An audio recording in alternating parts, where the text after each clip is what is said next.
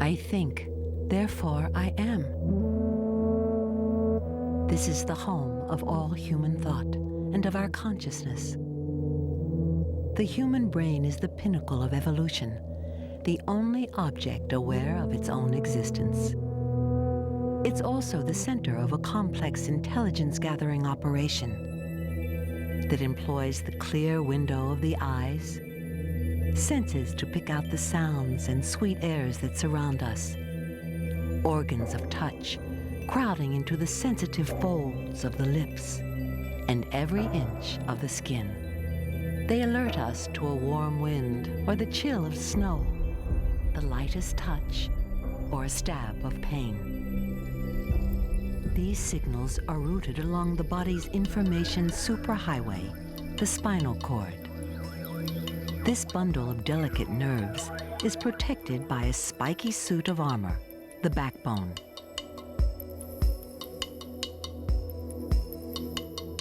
It leads upwards to the bony helmet of the skull, encasing one small organ that can encompass the whole world outside.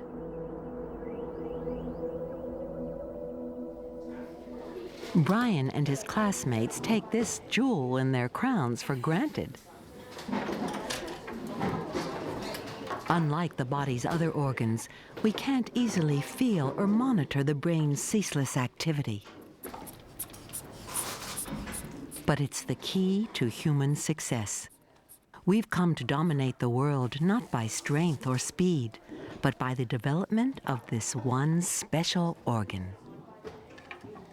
We can think in abstract symbols like language and math, and build up knowledge from generation to generation.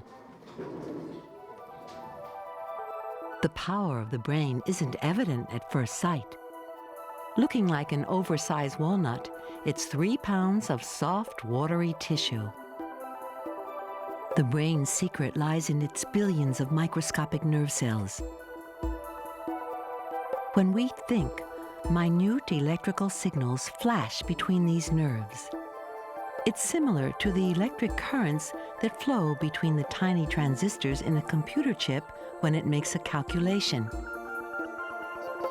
But the network of nerves is far more complex. The 10 trillion connections in one brain outnumber the stars in the Milky Way 100 times over. The active nerve cells need a generous supply of energy. This network of blood vessels brings in oxygen and sugar, the brain's fuel. Over a pint of blood flows through the brain every minute. And a continuous supply of blood is essential. Nerves die rapidly when oxygen is cut off. After just a few seconds, some cells begin to shut down. We lose consciousness. After a couple of minutes, the brain suffers permanent damage.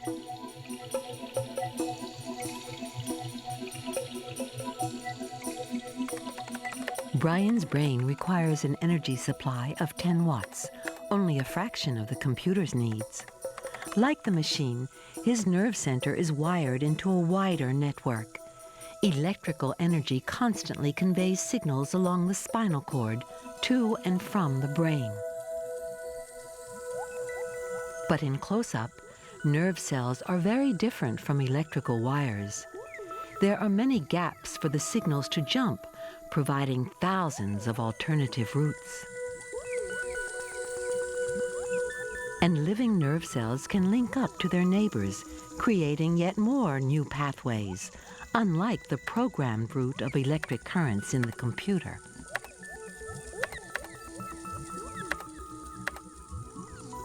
The nervous system is one of the first parts of the body to form. Only 3 weeks after a human egg has been fertilized, some of the cells develop into a distinct swelling, which becomes the brain and spinal cord. Over the next 2 months, the nervous system develops at an amazing speed.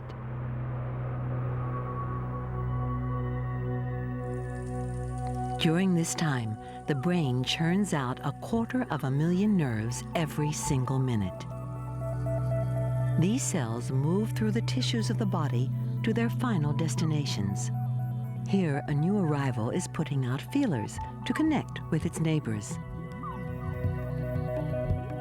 Over the first 4 months in the womb, the baby's brain produces all the nerve cells it'll ever have.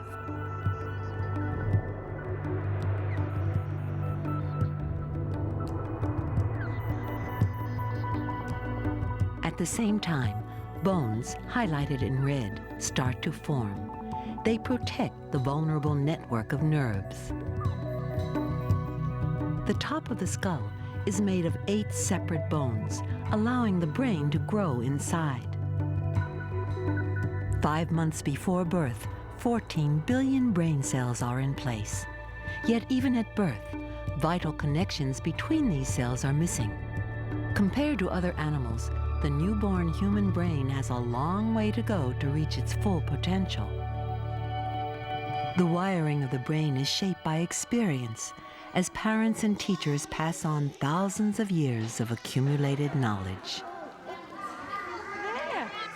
Its expanding network of connections makes the brain grow rapidly. With signals from the eyes and ears, hands and feet, the brain begins to coordinate the young body. By repeating its successes, a child learns hand-eye coordination, the skill of balancing on 2 legs, and even something as complicated as language. By the age of 2, some children can speak 2,000 words. As we learn, we actually change the structure of the brain. All parts of the brain are connected by these bundles of nerve fibers, crisscrossing the interior like telephone lines. Each time we repeat an action or a word, the connection we're using becomes stronger. So as we achieve new knowledge and skills, we literally rewire our brains. These reconnections make humans remarkably flexible in what we can learn. It's one reason for our success as a species. The rewiring takes place within the front brain. It's the part of our brain that thinks.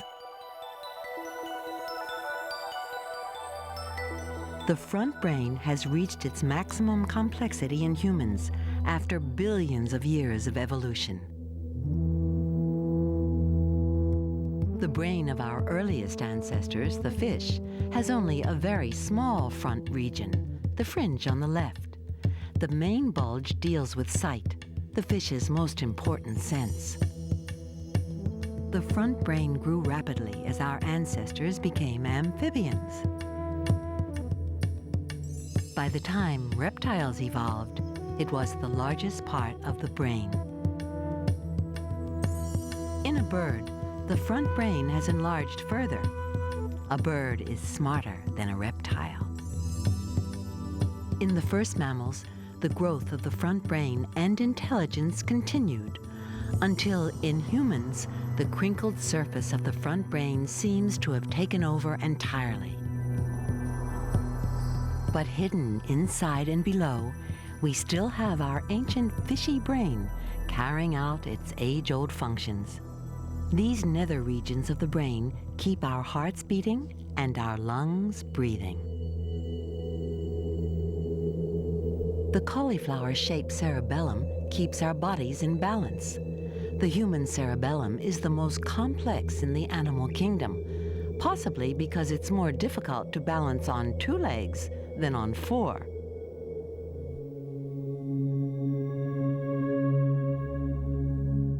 This early part of the brain has a primitive beauty all its own.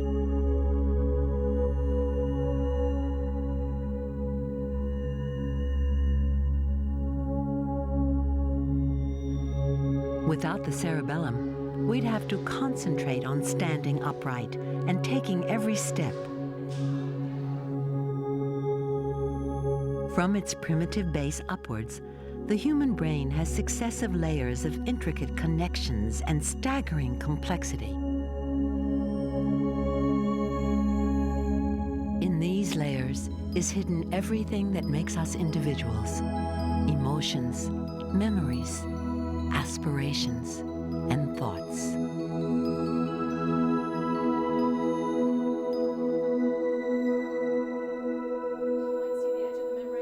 As you move down, you start to see the nucleus, and it takes a long time. The human brain has reached its present complexity and size in only 5 million years since the human lineage split from the chimpanzee. The story of the brain's evolution is revealed by changes in the skull. A modern chimpanzee has a brain only slightly smaller than one of our possible ancestors, Australopithecus africanus, who lived 3 million years ago. 2 million years ago, a larger-brained early human emerged. These people made the first tools. Dating back 500,000 years, this human skull housed a brain twice as large as the early Australopithecus. Homo erectus had mastered the art of using fire. The human brain reached its present size 130,000 years ago. But it took another 100,000 years to reach a mental capacity similar to ours. A child from 35,000 years ago could easily learn all the skills needed to survive in present-day society. How the cells excel? The human characteristics that evolved then, self-expression and curiosity, are still the cornerstones of society today. Although this, I'm going to keep cruising around here for you because this is... The number of nerve cells in the brain has multiplied immensely over the past few million years. The brain was in danger of outgrowing the skull, but it was saved by a clever piece of geometry. The cells we use to think lie on the surface of the brain, in a layer just 1/8 of an inch thick, the cortex. And a large surface can be stuffed into a small volume by crumpling it up. Like a sheet of paper, the cortex has crumpled into fissures and grooves. If we smoothed out the crinkles, the cortex would be the size of a pillowcase. With these intricate folds, we far outdistance the thinking power of even the largest animal brain. The nerve cells in the cortex do everything that's unique to humans. To make decisions, to voice opinions, to interpret what we see and hear, and to understand it. The crumpled cortex forms 2 distinct hemispheres, each filled with bundles of nerves. The 2 halves have different ways of interpreting the world. The left hemisphere thinks in words, while the right half thinks in images and feelings. The nerves exchange information through a dense band at the base of the brain. Every point in the right hemisphere is connected to an exact mirror image point in the left hemisphere. If the word water appears here in the left hemisphere, then just here the right hemisphere has an image of water. To prevent any argument within the brain, one hemisphere, almost always the left, makes the ultimate decisions. When it comes to controlling the muscles, each hemisphere is responsible for one side of the body, all the way from the feet and legs to the hands and eyes. But the lines of command cross over. The left side of the body is connected to the brain's right hemisphere, while sensations from the right side of your body end up in the left hemisphere. The most sensitive regions command a disproportionate number of nerve cells in the brain's feeling center, called the sensory cortex.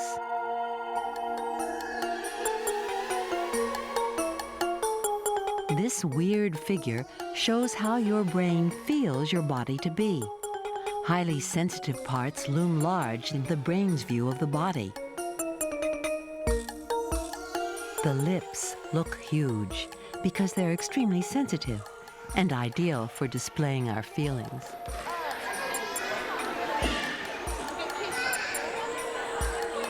Children instinctively use their lips to explore the world around them. The ball stimulates the nerves in his lips, sending signals to this very specific part of the brain. A different part of the sensory cortex lights up when you touch something with your right index finger.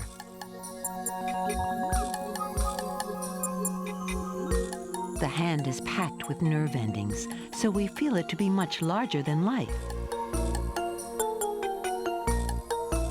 The thumb is biggest of all. It can discriminate the finest details by touch. The entire back stimulates fewer nerve cells in the sensory cortex than the palm of your hand.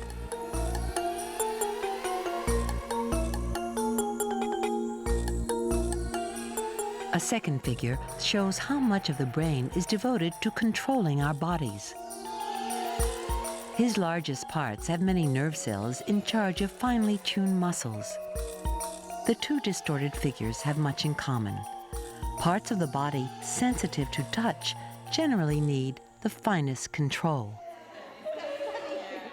From birth, our nerves can feel sensations, but it takes time and patience to control our muscles properly. 3, 4. Among the first we master are the facial muscles. A baby can express emotions with a smile or a frown from a very early age. Our facial expressions acquire more finesse as our muscles and nervous system become more mature. The expressive lips need fine control to convey speech and emotions. In the brain's view, they are enormous. The hands are packed with precision muscles. The huge amount of brain devoted to the hand has been vital for our evolution from our clumsy ancestors, and it's led to some of our greatest cultural achievements. If you want to try and look for... Actually, we do have a... To monitor our muscles, we rely on our vigilant sense organs. Each is connected to its own region of the brain's cortex.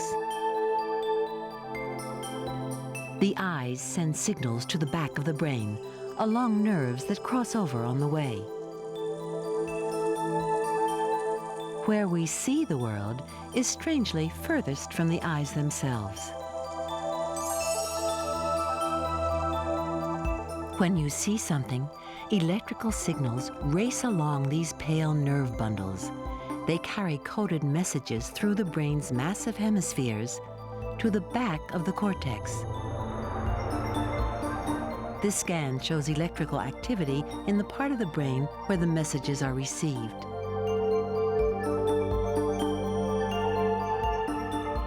The ear keeps us in touch with every sound and with messages from our fellow human beings. Sounds are amplified and detected by a natural microphone. Its signals, more sensibly, are analyzed in a region of the brain right next to the ear.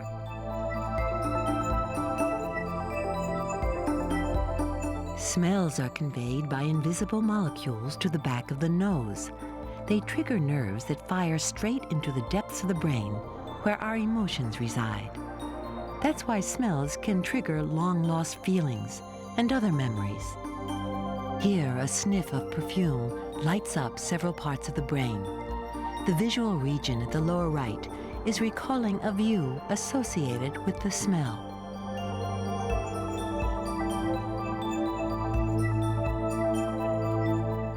The unconscious pathways that link our senses are still largely unexplored, and we don't understand how the cortex ties together its scattered responses to our different senses to create a seamless image of the world around us. Most things we do involve almost every part of the brain. Tell me all the meanings of law in English. Even something apparently as simple as answering a question. Yes? Or it. We must hear the words, understand them, draw on our memories, and then voice the answer. She? Anybody help? Because it reinforces particular pathways through the brain, language has molded the very way we think.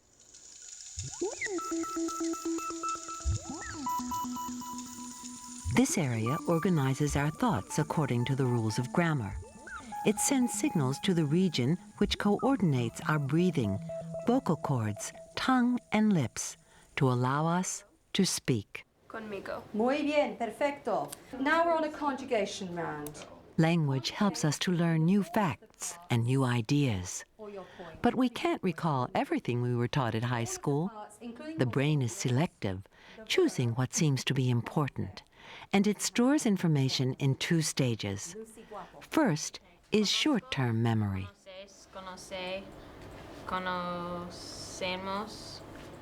Hear a new word, and you can recall it for a few seconds, but it will quickly fade unless it's filed in the long-term memory. All has to be right for the point. Who shall I choose? Desesperados? Corey. Traduzco, traduces, traduce. To retain what you've learned, the brain must build up permanent new connections between its nerves.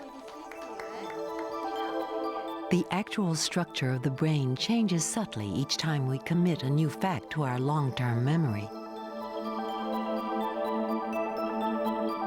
New links are forged throughout the brain.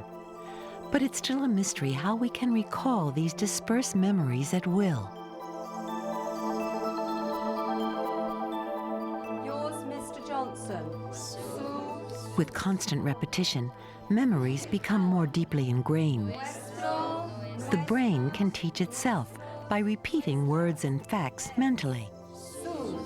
Remarkably, the technique also works for physical skills. Hey, Mr. Johnson, Mrs. Johnson, yours. Su, perfecto. The human brain is our most wonderful and our most mysterious organ.